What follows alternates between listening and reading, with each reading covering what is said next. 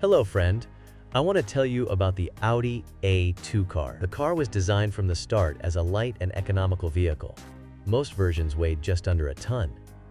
The epitome of which is the 3L version with a 1.2 TDI engine with 61 HP. It was not until just before the facelift in 2003 that the only version that could be called dynamic was introduced from 2002.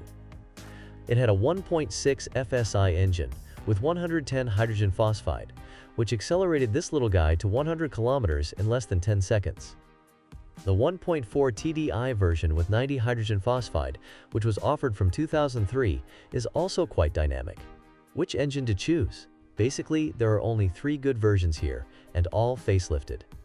The first is the 1.4 16 volts petrol unit, or also called MPI due to indirect injection. It offers poor performance, but it is a universal engine, few failures, quite economical, and is also suitable for the installation of autogas. Its opposite is the 1.6 FSI unit, which has good performance, but due to direct injection and problems with carbon deposits, it is quite prone to failures, not at all as economical as the manufacturer intended, and is not suitable for LPG installation.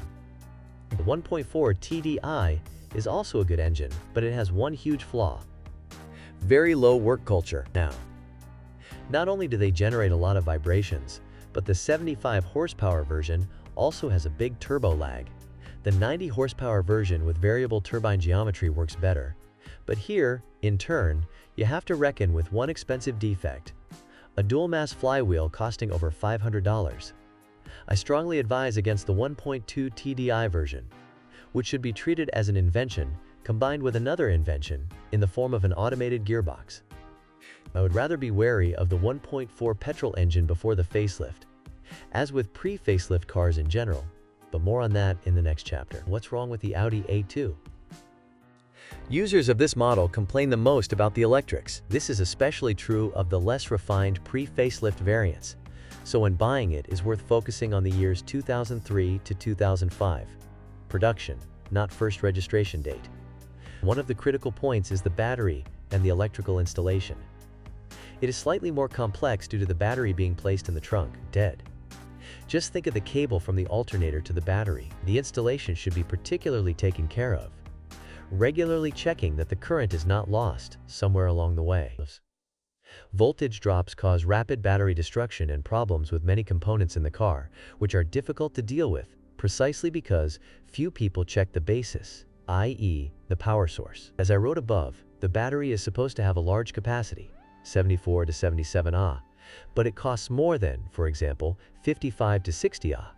So in order to save money, it is often replaced with a smaller one. This is not enough. You can feel it, for example, when the electro-hydraulic power steering generates such current consumption when stationary that the lights dim. Many minor electrical problems, locks, remote, wipers, computer display, lights, power steering pump, can be traced back to the battery alternator system. Also, the appearance of indicator lights that seem to be deceiving because everything is working. The second problem is the bodywork, or rather, the quality of workmanship. It doesn't rust, but sometimes it leaks. Most of the cars for sale have a fairly worn-out interior. This is not due to the materials, but to the way they are used. In Germany, often only for short distances, so frequent getting in and out, and on top of that, use with children. 1.4 petrol engines should be distinguished before and after the facelift. Despite the same parameters, even the engine code is different, though. Those before the facelift had a problem with the breather, which ended with the unit seizing or even seizing. Many of them still consume oil. However, it is not worth focusing on this. If the engine is efficient, even a liter per 10,000 kilometers is not a tragedy. The 1.4 engines are better after the facelift. The design of the breather has been changed, and there is no longer a problem with this. The most common faults include failing ignition coils, cheap and easy to replace. The engine tolerates gas well, has hydraulic valve adjustment. The timing belt drive does not cause any problems. The 1.6 FSI engine is a 110 horsepower version, which means that it also has a timing belt, not a chain like in the more powerful versions. One problem solved, but not all. As a rule, the engine requires 98 unleaded fuel. If 95 octane is used, a lot of carbon deposits accumulate, and the exhaust system becomes contaminated, which ultimately leads to the failure of the nitrogen oxide sensor. Is it a very bad engine? Not necessarily. If the car has low mileage and is well maintained, it is definitely not worth writing it off, especially if you plan on driving around the chimney. It is a pity that, unlike other models, the manufacturer did not use a 6-speed gearbox, because it would certainly be a strong point of this version. As for operational considerations, I have two: using good fuel or frequent engine cleaning, even chemically with liquid additives, and using good quality low viscosity oil, even 0W30. And what about diesels? The main difference is the turbocharging system, because the weaker one has a turbo with fixed geometry. The 1.4 TDI engine has to be extremely neglected or very worn out to break down seriously. There is talk of axial play on the crankshaft, but this mainly concerns fleet cars, and the Audi A2 was never one. It is one of the most durable European diesels, and its strong kinship with the 1.9 TDI is a guarantee of cheap and easily available parts. In turn, the 90 HP version generates more torque in a wider rev range, provides better dynamics and smoothness of driving due to the turbo with variable geometry and a dual-mass flywheel. Both of these elements increase the risk of more expensive repairs, but there is no need to be afraid of it.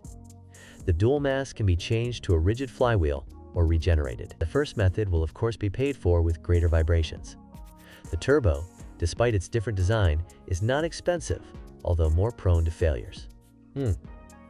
Parts access. Contrary to appearances, this is not a problem, which shows the strength of the VW Group. Despite its very original design, the Audi A2 mechanically has a lot in common with other models of the German group. Therefore, service and repairs should be treated as a normal car.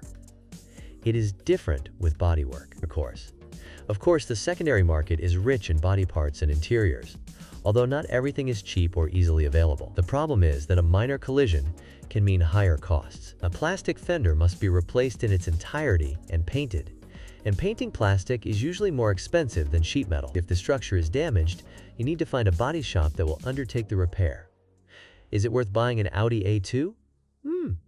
If you like the car, then of course it's worth it. Technically, it's not such an invention as it seems, and the often repeated term dud refers to a situation from 20 years ago when an innovative vehicle simply did not catch on the market, mainly because of the high price. The advantages of the A2 include economical and good engines, simple and cheap mechanics, good access to parts, and a well-thought-out interior. The disadvantages? Actually, it is difficult to point them out compared to the competition at that time, unless it is the lack of a powerful and refined engine. Today, it can be treated as an original departure from the cheap B-segment cars that we see on the streets every day. Interesting fact? Yes, but with a conscious mechanic, you won't pay more for repairs than for a VW Polo or Golf. Thanks for listening to me. Don't forget to subscribe to the channel and rate my video. If you know of any problems with this car that I haven't mentioned, be sure to write about them in the comments.